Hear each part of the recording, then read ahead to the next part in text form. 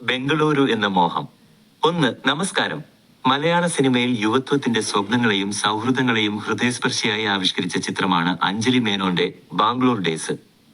2014-ൽ റിലീസായ ഈ ചിത്രം ഒരു തലമുറയുടെ ജീവിതാനുഭവങ്ങളുടെ പ്രതിഫലനമായിരുന്നു. 2. ദുർഗ സൽമാൻ, നിവിൻ പോളി, നസ്രിയ നസീം, ഫഹദ് ഫാസിൽ, പാർവതി തിരുവോത്ത് തുടങ്ങിയ വലിയൊരു താരനിര അണിനിരുന്ന ഈ സിനിമ സൗഹൃദം, പ്രണയം, വ്യക്തിപരമായ വളർച്ച എന്നിവയെല്ലാം സവിശേഷമായി അവതരിപ്പിച്ചു. കേരളത്തിൽ നിന്നുള്ള 3 അടുത്ത ബന്ധുക്കളുടെ ബംഗളൂരു ജീവിതമാണ് ചിത്രത്തിന്റെ കാതൽ. കഥാപാത്രങ്ങൾ: 3 വഴികൾ, ഒരു നഗരം. 3. കഥയുടെ കേന്ദ്രം 3 കസിൻസ് ആണ്: കുട്ടൻ, നിവിൻ പോളി, കുഞ്ഞു, നസ്രിയ നസീം, അജു, ദുർഗ സൽമാൻ. കുട്ടിക്കാലം മുതൽക്കേ ബംഗളൂരുവിൽ ഒരുമിച്ച് ജീവിക്കണമെന്ന് സ്വപ്നം കണ്ടിരുന്നവരാണ് ഇവർ.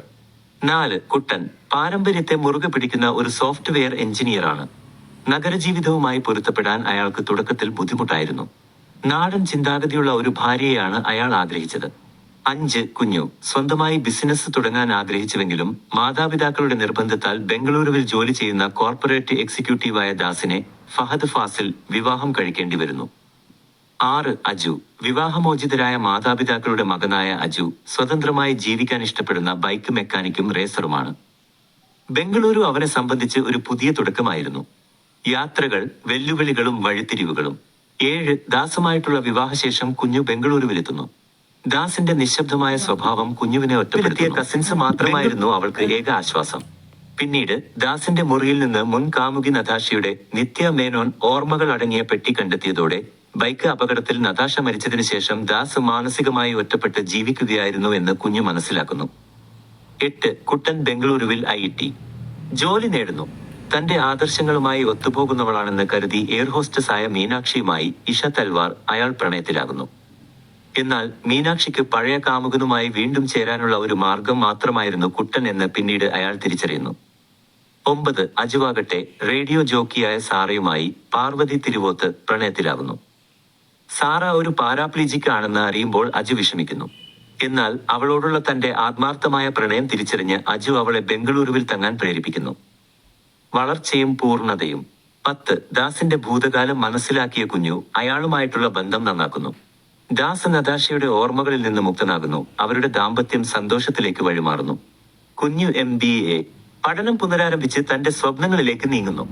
11. കുട്ടൻ തന്റെ യാഥാസ്ഥിതിക ചിന്താഗതികളിൽ മാറ്റം വരുത്തുന്നു. ബംഗളൂരുവിലെത്തിയ തന്റെ അമ്മയുടെയും പുതിയ കാഴ്ചപ്പാടുകൾ അവനെ സ്വാധീനിക്കുന്നു. ഒടുവിൽ കുട്ടൻ ബംഗളൂരുവിലെ ഒരു യൂറോപ്യൻ ഭരതനാട്യം നർത്തകിയെ വിവാഹം കഴിക്കുന്നു. 12. അജു ബൈക്ക് റേസിൽ വിജയിക്കുന്നു. സാറ ഓസ്ട്രേലിയയിലേക്കുള്ള സ്കോളർഷിപ്പ് ഉപേക്ഷിച്ച് അജുവിനൊപ്പം ബംഗളൂരുവിൽ തുടരാൻ തീരുമാനിക്കുന്നു. 3 പേരുടെയും സ്വപ്നങ്ങളും പ്രണയങ്ങളും ഒടുവിൽ സഫലമാകുന്നു.